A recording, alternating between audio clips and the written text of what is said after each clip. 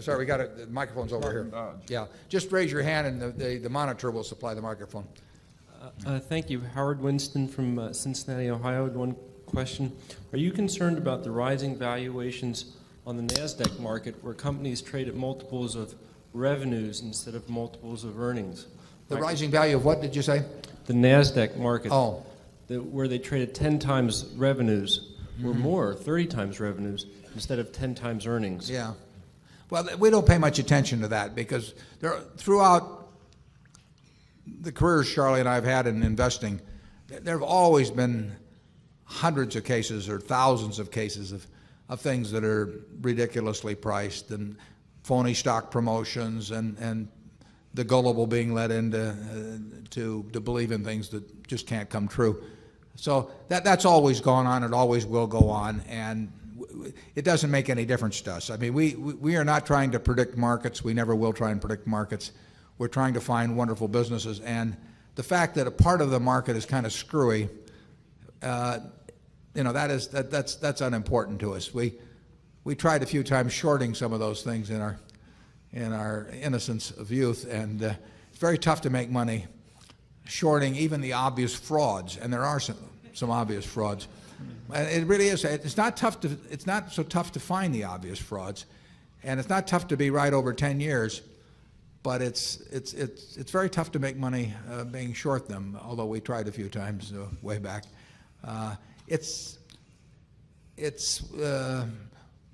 we don't look at indicia from stocks in general or from PEs or price sales ratios or what other things are doing. We really just focus on businesses. We don't care if there's a stock market. I mean, would we want to own Coca-Cola, the 8% we own of Coca-Cola, the 11% of Gillette, if they said we're just going to delist the stock and we're never going to, we'll open it again in 20 years. It's fine with us, and then if it goes down on the news, we'll buy more of it. So we care about what the business does.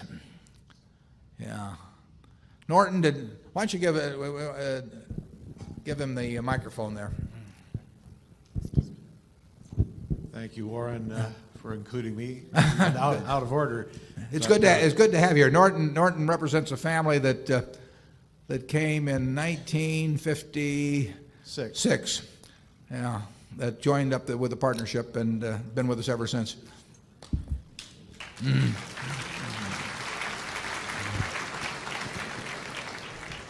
Very, very fortunate connection.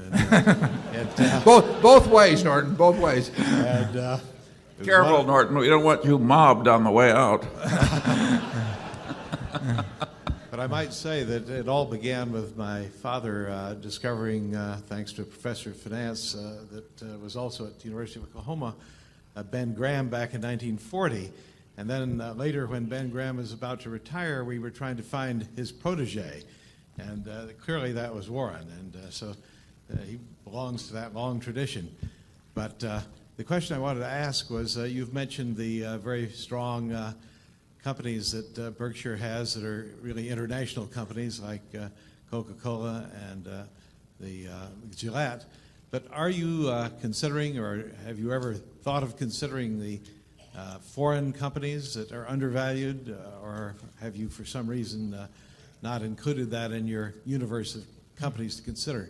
We've looked at companies domiciled in other countries, and we continue to look at companies domiciled in other countries. We wouldn't, we're happy for the U.S. and for Atlanta that Coca-Cola is domiciled in Atlanta, but would we pass on it if it happened to be domiciled in England? No, we'd love it if it were domiciled in England too. And we feel that the important thing is the business, not the domicile, although we're more familiar in a general way with domestic companies that are domiciled here, although they may make their money internationally. And we feel a tiny bit more comfortable, but for just a tiny bit, in terms of understanding the nuances of taxes and politics and shareholder governance and all of that, in something where we've been reading and thinking about it daily than someplace where we've had a little less experience. But we would love to find a wonderful business that is domiciled in any one of 30 or so countries around the world.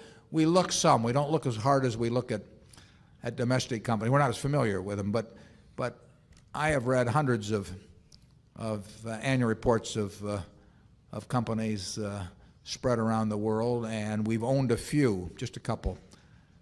They're usually not as big, so just getting the kind of money in many cases is more of a problem. But some of them are big, and we do not have such a surplus of ideas that we can afford to ignore any possibilities. And if we can find something with a market cap probably of at least $5 billion or greater that strikes us as having our kind of qualities and the price is right and everything, we will buy. Zone 5. Hi there. Lee DeBroff, longtime shareholder, I think going back a number of years now to when it was a little more intimate affair. Not quite sure whether I should look at you in the TV here or in real life on the stage, but anyway, I'm on the very right of you. And I see all the guards around you, and I see all the security and that sort of thing, and then I see this offering of the Class B, and I sort of wonder whether, from your perspective, you feel you might be in the same boat that the Pope and the President are. And I mean this absolutely sincerely, because I don't think that you have perhaps as good a handle as some of us do on the renown that you carry outside of Omaha, Nebraska. People who have no idea what investments are about are fully aware of who you are. And when they see this offering, I think you may find that there are substantially more people who are interested in just having a piece of you for the sake of saying they have a piece of you than having absolutely any idea what they're doing. And I noticed that I try to read the fine print here, on page 14, first paragraph, second line, you indicate some 50 million shares of Class B common stock may be offered. And so I'd like you to comment on this situation that you find yourself in, where you may be perhaps out of touch with the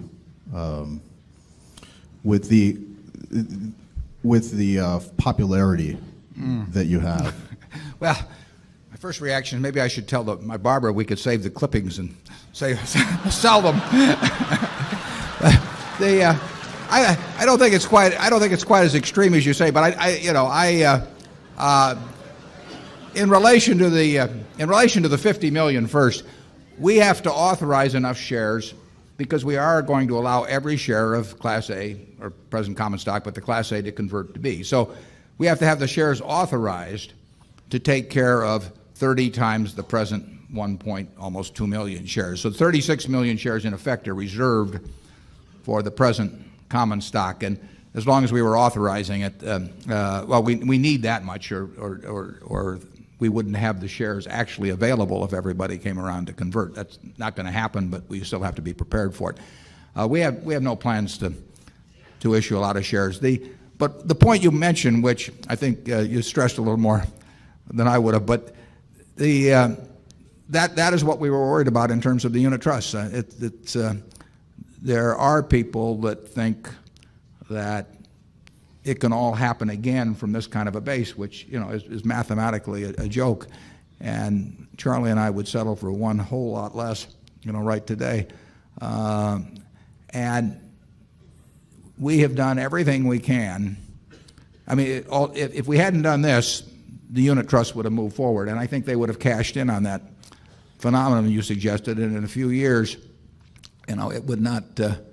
I would have been in a somewhat different position, because people can get very disillusioned if they have hopes that aren't realized, and we have done everything possible, I think, to filter out those who might have an unrealistic belief. And everyone should read a prospectus before they buy shares, and I think we've designed what we're doing about as well as we can to moderate that phenomenon you're talking about. There may be a few come in, but not too many. Charlie, do you have any thoughts on that? Well, if we only issue the amount we're now talking about. It's sort of a non-event around Berkshire.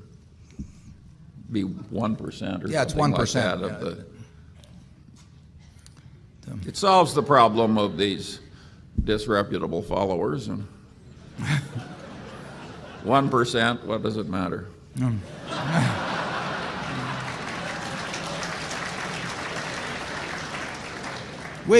heard that remark. We were referring to Charlie earlier about all I want to know is where I'm going to die, so I'll never go there. Well, we think about that in terms of we believe in reverse engineering, and how do we keep people from buying it who really are going to be unhappy, a few years later. It's a little like singing country songs. You should sing them backwards. That way you get your home back and your auto back and your wife back. I mean.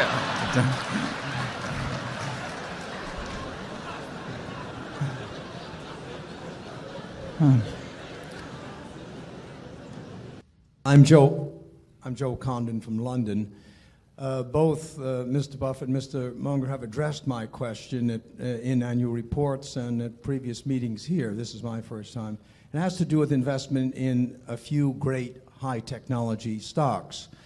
I know your answer has been that if you don't understand it, and I can't, after this performance, can't really believe that both of you don't understand most of the high technology questions. But I'm thinking about not only Microsoft, but say Pfizer and J&J, all three companies which have already proven that not only do they have a great product, proven management over 10 to 15 years, great market share positions, which are not easy to get into. And I frankly don't see a big difference in the PE ratios, for example, if you say Coca-Cola, or against Johnson & Johnson or Pfizer, which are very powerful companies. I wonder if either or both of you would address that question again. Charlie, why don't you? If you have something you think you understand that looks very attractive to you, we think it's smart to do what you understand. If we'd been unable to find companies, we well might have been in the to it. We don't sneer at it. Other people with more talent have found that a wonderful course of action. We generally look at businesses. We feel change is likely to work against us. We do not have great ability. We do not think we have great ability to predict where change is going to lead. We think we have some ability to find businesses where we don't think change is going to be very important. Now, at a Gillette, the product is going to be better 10 years from now than now, or 20 years from now than 10 years from now. You saw those earlier ads going back to the Blue Blade and all that. The Blue Blade seemed great at the time, but the shaving technology gets better and better.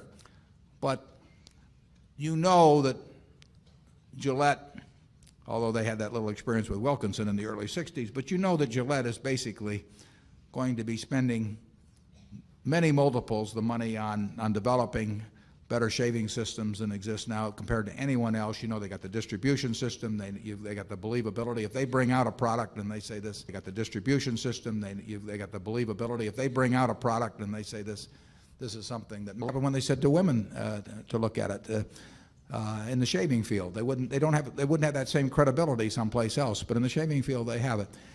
Those are assets that can't be built, and they're very hard to destroy.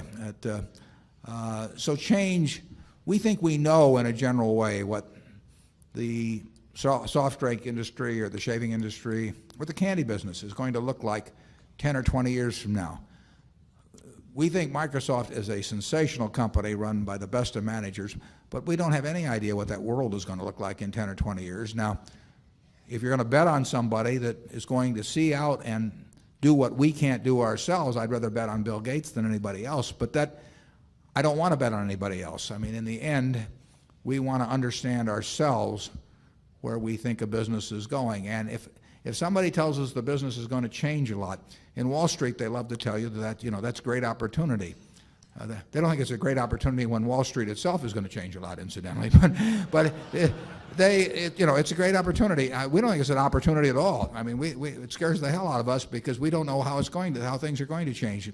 We are looking, when people are chewing gum, we have a pretty good idea how they chewed it 20 years ago and how they'll chew it 20 years from now. And we don't really see a lot of technology going into the art of the chew, But, so that, as long as we don't have to make those other decisions, why in the world should we? I mean, if I had all kinds of things we don't know. And so why go around trying to bet on things we don't know when we can bet on the simple things?